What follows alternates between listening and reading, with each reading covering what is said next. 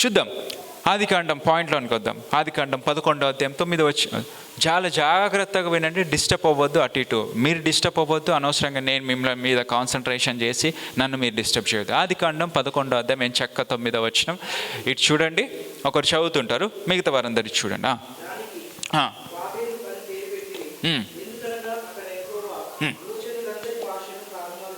హల్లెలూయా, హల్లెలూయా. ఏం జరుగుతుంది ఆ సందర్భంలో? మరొకసారి, దానికి బాబేలు అని పేరు పెట్టిరి. ఆమేన్, హల్లెలూయా, హల్లెలూయా. 11వ అధ్యాయానికి వచ్చేసరికి ఆయన సమస్తమును తారుమారు చెప్పాలి. ఈ మాట చెప్తలేరు. సమస్తమును తారుమారు చేసి దేవుడు. సీరియస్గా తీసుకోండి ఈ విషయం. నాకు ఈ మాట పలకాలని లేదు వాస్తవానికి, కానీ ఇది హెచ్చరికగా జ్ఞాపకం చేసుకో. ఏంటిది? సమస్తం తారుమారు చేస్తాడు. సృష్టించింది ఆయనే, ప్రేమించింది ఆయనే, నీ కొరకు మరలా నూతనంగా సృష్టించింది ఆయనే, నూతన జీవితంలోనికి ప్రవేశింపజేసింది ఆయనే, ఎత్తైన కొండపైన నిలిపింది ఆయనే. ఇన్ని చేసిన తర్వాత నువ్వు ఆయన చిత్తానికి విరుద్ధంగా, ఆయన ఆలోచనలకు విరుద్ధంగా, నీ స్వచిత్తాన్ని ఆధారం చేసుకొని దేని మీదనో ఆధారపడి ఆయనకు విరుద్ధంగా బ్రతుకుతే, అమ్మా ఇటు చూడు, వీలైతే ఇవేటేటిని నీ కొరకు సిద్ధం చేసిండో అవన్నీ నీ జీవితంలో తారుమారు అయ్యేటట్లుగా చేస్తాడు. పాయింట్కి వద్దాం. ఎందుకు తారుమారు చేసిండు? ఎందుకు తారుమారు చేసిండు? అసలు దేవుని ఉద్దేశం ఏంటిది? 1వ అధ్యాయం 26వ వచనం ఎవరైనా చెప్పండి. చదవకుండా చూడకుండా దేవుడు వారిని ఇట్లా ఆశీర్వదించాను. ఎట్లా? మీరు ఫలించి అభివృద్ధి పొంది భూమిని నిండించి. ఇది పాయింట్. ఏంటిది? మీరు విస్తరించాలి. అన్నా వింటున్నారా వెనకాల బ్రదర్? ఏంటిది దేవుని ఉద్దేశం? 1:26 పురుషులందరూ చదవండి. అన్న పెట్టండి, పురుషులు చదవండి, గట్టిగా వినిపించాలి మాట నాకు వెనకాల. 1:26. నెక్స్ట్ వచనం, నెక్స్ట్ వచనం, సారీ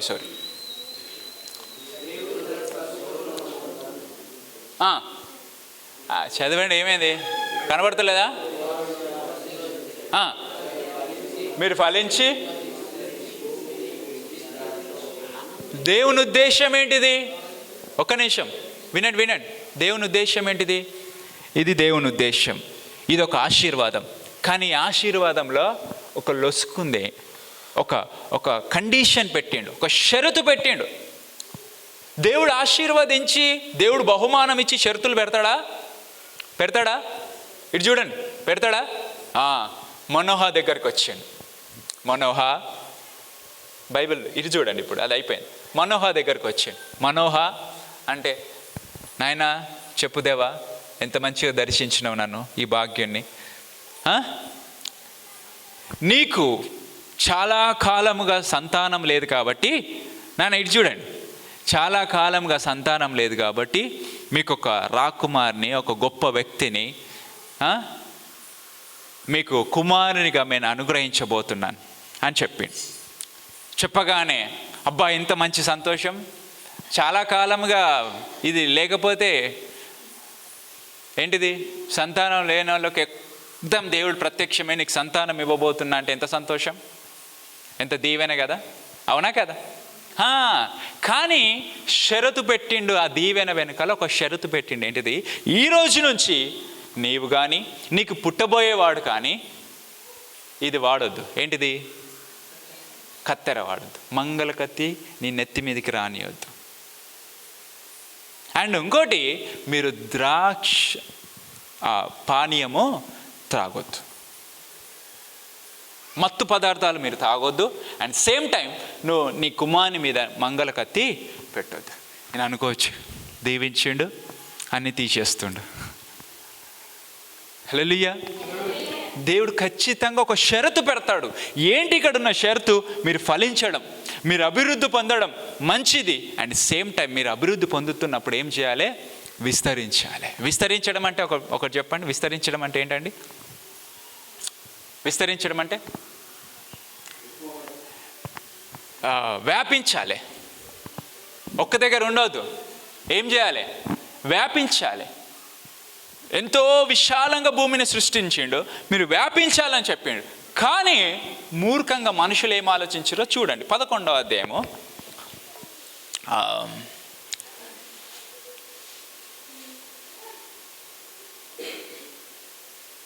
3వ వచనం.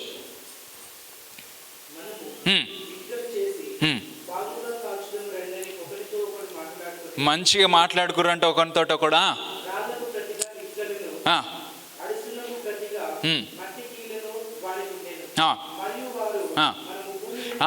ఇక్కడ చూడు అమ్మమ్మ, ఒక్కడే చదువుతాడు, అందరు ఇటు చూడండి, ఇటు చూడండి, చదువు బ్రదర్. వీలైతే ఒక్కసారి ఇటు చూడండి. మరియు వారు మనం భూమి అందంతటా చెదిరిపోవద్దు, ఒక పట్టణమును ఆకాశమునంటూ శిఖరమును కట్టుకొని. చాలు చాలు చాలు చాలు. దేవుని ఉద్దేశం ఏంటిది? మొదటి అధ్యాయం 26వ వచనం ప్రకారం మీరు అభివృద్ధి చెందాలి, ఫలించాలి, అండ్ సేమ్ టైం విస్తరించాలి. మీరు చెదిరిపోవాలి. అంటే చెదిరిపోవడం మీన్స్ మీరు వ్యాపించాలి, అన్ని దేశాలకు, అన్ని ప్రాంతాలకు మీరు వెళ్ళాలి. ఇది మీరు భూమిని ఇట్లా నిండించండి మనుషులతో. ఎంత కళగా ఉంటుంది వినండి. ఇంత పెద్ద చెట్టు ఉంది, పెద్ద చెట్టు ఉంది, మామిడి చెట్టు. ఒకటే కొమ్మకు ఒక కొమ్మ ఉసిపోయేటట్టుగా కాయలు కాస్తున్నాయి, మిగతాదంతా ఎట్లనో అందవికారంగా ఉంది. బాగుంటుందా? ఆ చెట్టుకు అందం ఎప్పుడు? ఒక ఒక ఒక మొక్కకు అందం ఎప్పుడు? ప్రతి కొమ్మకు ఒక్కొక్క పువ్వు రావాలి. ప్రతి అంత పెద్ద చెట్టులో ప్రతి ఏమంటారు, కొమ్మకు కొన్ని కాయలు, అక్కడ కొన్ని కాయలు, ఇక్కడ కొన్ని. అబ్బా ఎంత ఎంత నిండుగా కాసిందిరా అంటారు. నిండుగా కాసిందంటారా అనరా? దేవుని ఉద్దేశం కూడా అదే. ఇంత అందమైన సృష్టిని నేను చేసినప్పుడు మీరు ఒక్క దగ్గర ఉండి మీదంతా ఖాళీగా ఉండడం కాదు, అంతటా మీరు వ్యాపించండి. వీళ్ళేమనుకుంటారు మనుషులు? వినాలే, వీళ్ళేమనుకుంటారు? మనం ఎక్కడికి పోవద్దు నాయనా, దూరం పోతే ఛార్జీలు దండగా, మిమ్మల్ని మళ్ళీ మేము చూసుకోము, మనం ఏం చేయాలి? ఇక్కడనే అంతస్తు మీద అంతస్తు, అంతస్తు మీద అంతస్తు, అంతస్తు మీద అంతస్తు కట్టుకుందాం. వినండి, ఈ అపార్ట్మెంట్ అనే కల్చర్ ఇప్పుడుది కాదు. అపార్ట్మెంట్స్ ఎట్లుంటాయి చూసిరా? మరి రెడ్డి మొక్కలు ఎందుకు అట్లా? మరి కరెక్ట్ చెప్పండి, తిడతాను తెలుసు కదా చెప్పకపోతే. అపార్ట్మెంట్స్ ఎట్లుంటాయి? ఒక దాని మీద ఒకటి, ఒక ఫ్లోర్ మీద ఇంకో ఫ్లోర్, ఒక ఫ్లోర్ మీద ఇంకో ఫ్లోర్, ఒక ఫ్లోర్. ఇది ఇప్పుడు కల్చర్ కాదు, అప్పటిదే. బైబిల్లో ఉన్నాయి అన్నీ. హల్లెలూయా. వీళ్ళు సేమ్ అట్లనే. మళ్ళీ ఒక్కసారి మాట చదువు. ఎంత ఎంత విచిత్రంగా మనుషులు ఇంత అజ్ఞానంలో ఉంటారో. దేవుడు ఇంత మంచి దీవించినాక, మరియులు వారు మనం ఎంత మంచిగా మాట్లాడుకుంటారు. నాకు అనిపిస్తుంది ఒక మంచి పంచాయతీ పెట్టుకొని అందరి దగ్గర అందరూ ఒక గుమిగూడి, ఒకడు పెద్ద మనిషి లేచి నా లెక్క, మనం ఎక్కడ పోవద్దు, దూరం అస్సలే పోవద్దు, మరలా మిమ్మల్ని చూసుకోమో, కష్టమైన నష్టమైన కరువు అయినా బాధ అయినా ఏదైనా సరే అందరం ఈయనే ఉందాము, ఈయనే సర్దాము. ఇది వాళ్ళ ఉద్దేశం. దేవుడు ఏం చెప్పిండు? నాయన అది కాదు, నా ఉద్దేశం ఏంటిది? మీరు విస్తరించాలి, అంతటా మీరు పాకాలి. వీళ్ళేమనుకుంటారు? మనం ఎక్కడ పోవద్దు. రైట్, వినండి. కట్టడం ప్రారంభించిరంట. మంచిగా వినండి, కట్టడం ప్రారంభించారు. దేవుడు చూస్తున్నాడు. కిందికి కంటిన్యూషన్.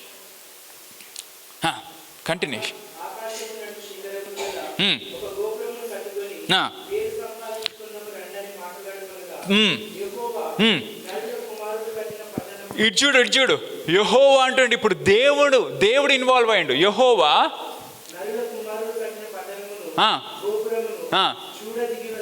చూడ దిగి వచ్చి, జనం ఒకటే, వారికి భాష ఒక్కటే, వారు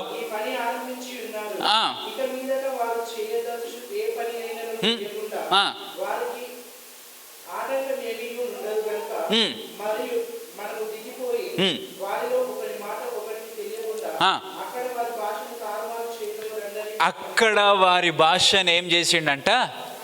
భాషలు ఎప్పుడు పుట్టినాయి? అందరికి ఒకటే భాష ఉండే మంచిగా. అప్పుడు నాకు అనిపిస్తుంది ఒక్కొక్కసారి, కొంచెం నాకు ఇంగ్లీష్ ఎంత మంచిగా చదివినా ఒప్పుకోవాలి, ఇంగ్లీష్ ఎంత మంచిగా ఎవరు మాట్లాడినా కొంచెం అర్థం చేసుకుంటా, అంతో కొంత కొంచెం రిప్లై. ఇక కొన్ని ఇంటర్వ్యూలకు వెళ్తే ఇక వాళ్ళ మొక్కలు వీళ్ళకి తెలుగే రాదు, వీళ్ళకు ఇంకో భాషనే తెలియదు, వీళ్ళ పుట్టుపూర్వం అంతా ఇంగ్లీష్లోనే, వీళ్ళు ఫారెన్ నుంచి దిగుపడ్డట్టుగా ఇంటర్వ్యూ చేస్తుంటారు. మనకేం అర్థం కాదు, బెబ్బే ఇంటర్వ్యూలో. మాకే ఇంగ్లీష్ అంతా కొంచెం మనం ఏమన్నా జస్ట్ రిప్లై ఇస్తాం కానీ అంత ఫ్లూయెంట్గా ఇంగ్లీష్ మాట్లాడలే. సో అనిపిస్తుంది, అమ్మ ఈ మూర్ఖులు అప్పుడు చేసిన వీళ్ళు కథ ఇదంతా ఇప్పుడు నాకు ఎంత నష్టం. ఒకటే భాష ఉంటే వాళ్ళకి వచ్చింది నాకు వస్తుండే, ఏ దేశం పోయినా ఒకటే భాష. అబ్బా ఎంత మంచిగా. ఇప్పుడు దుబాయ్ పోయిర్రు, అరబ్ పోయిర్రు, వాళ్ళు ఏదేదో మాట్లాడుతున్నారు, మనం బెబ్బలెక్క చూడాలి. ఏంది ఇదంతా కర్మ ఏడికంచి వచ్చింది, ఇంకో ఈడికెంచి వచ్చింది. వినండి, మంచిగా వినండి, భాషలు ఏడికంచి వచ్చినాయి అంటే దేవుడు అనుకున్నంట వీళ్ళకి అర్థం కావద్దు. ఇంకా ఇప్పుడు వీళ్ళు నాకు విరుద్ధంగా కడుతురు కాబట్టి ఇప్పుడు మనం దిగిపోయి అక్కడ కొంతమందిని తీసుకొని దేవుడు భూమి మీదకి దిగి వచ్చి ఏం చేసిరంట, ఒక్కని భాష ఒక్కనికి అర్థం కావద్దు. అరే ఇటుకీర అంటే ఇసుకిస్తుండంట మనిషి, అరే ఇసుకీర అంటే గమాలిస్తుండంట అని కోపం వచ్చి నెత్తిమీకం కొట్టిండంట. ఏమైంది, ఒకరినొకరిని కొట్టుకోండి, కథం చెదరైపోయారు. మంచిగా దేవుడు చెప్పిండు ఏమని, మీరు విస్తరించండి నాయన. మంచిగా చెప్పినప్పుడే విస్తరించారు బిడ్డ. ఏమైంది, చివరికి కొట్టుకొని విస్తరించారు. కొట్టుకున్నాడు ఒక్కరి దగ్గర కట్టుకుంటాడా? గాని ముఖం నేను ఎందుకు చూడాలి, నేను ఆడ దూరం పోయి కట్టుకుంటా, నేను వేరే ఊరు పోతా, నేను వేరే దేశం పోతా. అంత దూరం ఒక 100 కిలోమీటర్ దూరంలో ఒక ప్రాంతం ఉంది, ఆడ చాలా మంచిగా ఉంది గడ్డి, అంతా నీళ్ళు బాగున్నాయి, నదులు బాగున్నాయి, నేను అక్కడికి వెళ్ళిపోతా, నా కుటుంబాన్ని తీసుకొని. అక్కడ కుటుంబం అయింది. మంచిగా చెప్తే విన్నారా? అందుకే నా జీవితంలో ఈరోజు మంచిగా చక్కగా నవ్వుకున్నాం, బాగుంది. సేమ్ దాన్ని నీ జీవితంలో అన్వయించుకో. దేవుడు మంచిగా చెప్పినప్పుడే, ఆయన వాక్యం విన్నప్పుడే, ఆయన నిన్ను హెచ్చరించినప్పుడే నువ్వు మార్చుకో. లేకపోతే అమ్మా నాకు మళ్ళా అనాలని లేదు, కానీ ఈ ఒక్కరోజు ఓపిక పట్టండి, దేవుడు తారుమారు చేస్తాడు, అంత తారుమారు చేస్తాడు. దేవునికి విరుద్ధంగా పోతే మొత్తం తారుమారు అయిపోతుంది. ఏం అవసరంలే, పెద్ద ఆస్తుందే, ఇంత మంచి సంపాదించినావా, కొడుకులు బిడ్డలు అందరూ రా, అంత ఆడంబరంగా బ్రతుకుతున్నావా, లే చిన్న జస్ట్ నీకేదో చిన్న అనారోగ్యం పెట్టేసిన మూలకు పడతావు అంతే. అర్థమవుతుందా? తారుమారు అయిపోతుంది బతుకంతా, జీవితం అంతా, వ్యాపారం అంతా, ఉద్యోగం అంతా, పాడి పంట అంత తారుమారు, చదువులు విధులు జ్ఞానం అంతా, అధికారం కూడా తారుమారు చేస్తాడు దేవుడు.